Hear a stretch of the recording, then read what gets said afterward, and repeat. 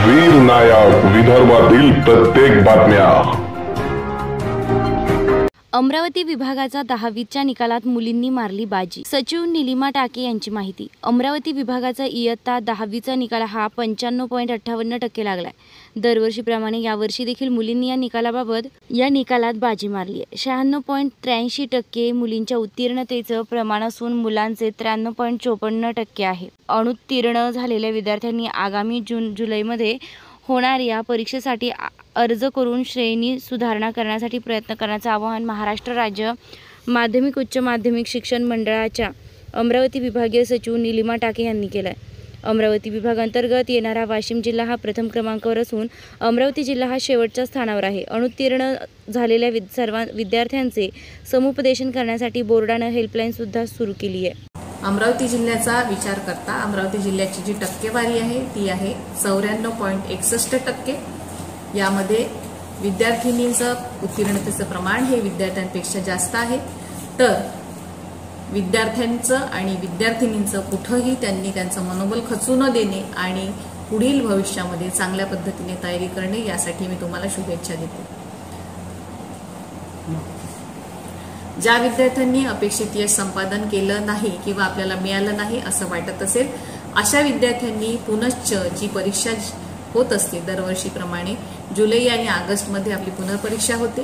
या परीक्षेला प्रविष्ट होऊन ज्या विषयामध्ये संपादन कमी आहे अशा विषयामध्ये त्यांनी पुन्हा परीक्षा द्यायची आहे आणि आपल्या श्रेणी सुधार मिळवायचा आहे आणि आवश्यक असलेली अपेक्षित असलेली संपादन ते प्राप्त करू शकतात।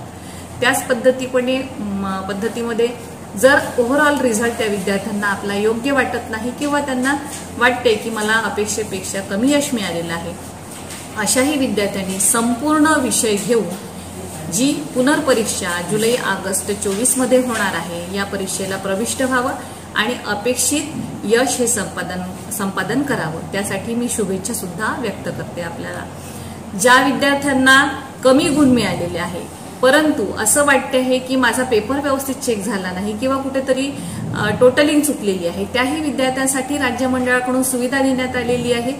पुनर्मूल्यांकन, गुण पडताळणी किंवा छायाप्रती मिळवणे आणि त्याची पडताळणी आपल्या विषय शिक्षकाकडून करून घेणे आणि जर त्यात तफावत आढळली असेल तर मंडळाकडे अर्ज करून आपल्या गुणांबद्दल ते दाद मागू शकतात। संकेतस्थळावर उद्यापासून यासाठी आपण ऑनलाईन फॉर्म मागतो आहे, अर्ज मागून घेतो आहे। उद्यापासून तर 11 जूनपर्यंत अशा विद्यार्थ्यांनी अर्ज करावा आणि आपला शंकेचं निरसन करावं।